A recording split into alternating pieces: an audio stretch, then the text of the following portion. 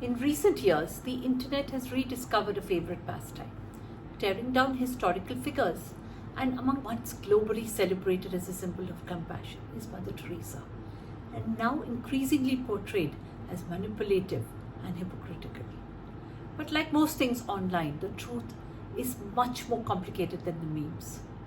To understand, arrived in Kolkata, then Calcutta, during a period when the city was struggling, overcrowding, disease, a refugee crisis, and limited healthcare infrastructure.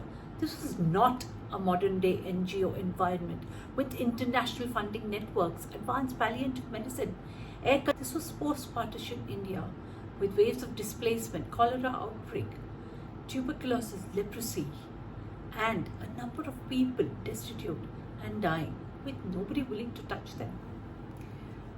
Critics sometimes stretch this into the accusation that she deliberately denied care to people, and that is not true. The historical record is far more mixed. Her centers did provide basic medical treatment, wound cleaning, antibiotics. Available is also criticism that she promoted Catholicism while helping the poor, not pretending to be a secular activist. She was openly a Catholic nun, carrying out religious missionary work.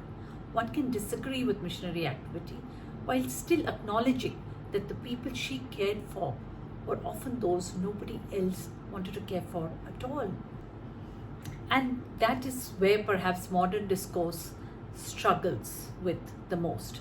Imperfect people can still do meaningful good. We do not have to bucket them. We often prefer extremes these days.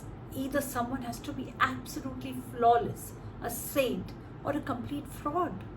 But human beings rarely fit into such straight, perfect categories. Mother Teresa had most certainly had her limitations. But reducing her entire legacy to being a villain ignores the reality that thousands and thousands of abandoned people were fed, housed, touched, cleaned, comforted, and accompanied in their death through her organization.